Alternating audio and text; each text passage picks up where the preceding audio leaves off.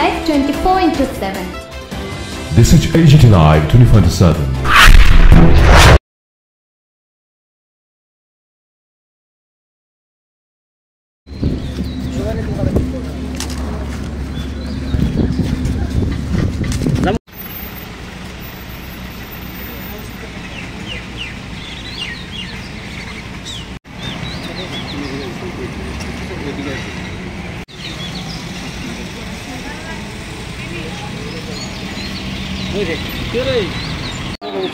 তিনটে খুব মূল্যবান দাবি যুবকদের স্বার্থের জন্য ওনার কাছে আজকে পেশ করেছি।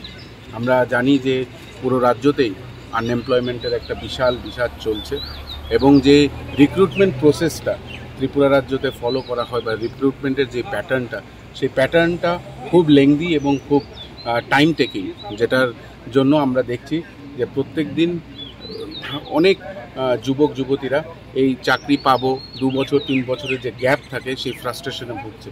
তো আমরা ওনাকে বলেছি যে যেটা আমাদের মেইন পয়েন্ট যেটা আমরা বলেছি ওটা হয়েছে কি introduction of yearly single exam, যে ফিডার পোস্টগুলো আছে সেই ফিডার পোস্টগুলোর জন্য ইয়ারলি যাতে একটা এক্সাম কন্ডাক্ট করা হয়, যেটা অন্য রাজ্যতেও আমরা দেখেছি, বিহারে দেখছি, মহারাষ্ট্রতে দেখেছি, কলকাতাতে দেখেছি, সেই যাতে ওয়ান এক্সাম করা হয় সেটার জন্য। এবং গ্রুপ সি গ্রুপ ডি যে ইন্টারভিউর পরে যে ইন্টারভিউ যেটা নেওয়া হয় সেটা যাতে বন্ধ করে দেওয়া হয়, কারণ সেন্ট্রাল গভর্নমেন্ট থেকেও বলেছে, কারণ ইন্টারভিউ আর সেই চাকরি রিটেনের মাঝখানে একটা বিশাল গ্যাপ 1.5-2 বছরের থাকে, সেগুলো যাতে বন্ধ করে দেওয়া হয়।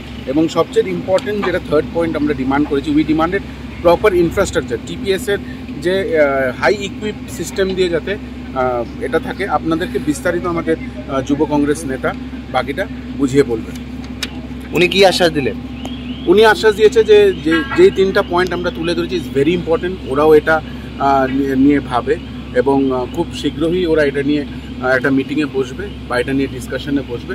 কিন্তু আমি মনে করি যে যুবকদেরকে চাকরি আশা পাওয়া থেকে চাকরি নিজের হাতে অফার লেটার পাওয়া পর্যন্ত যে গ্যাপটা, সেই গ্যাপটার ফ্রাস্ট্রেশনটা সেই লিমিটে চলে গেছে যে এখন আস্তে আস্তে আনএমপ্লয়েড যে যুবক যুবতীরা আছে তারা নেশার দিকে আশ্বস্ত হচ্ছে। তাই আমরা ফিডার পোস্টগুলোর জন্য ইয়ারলি যাতে একটাই পরীক্ষা হয়, যেটা অন্য প্রদেশেও আমরা দেখেছি, আমরা আসামে দেখি, আমরা কলকাতাতে দেখি, আমরা মহারাষ্ট্রতে দেখি, সেটার জন্যই। আর এর জন্য বিস্তারিত আপনাকে আমার যুব কংগ্রেসের নেতা বুঝিয়ে দেবেন।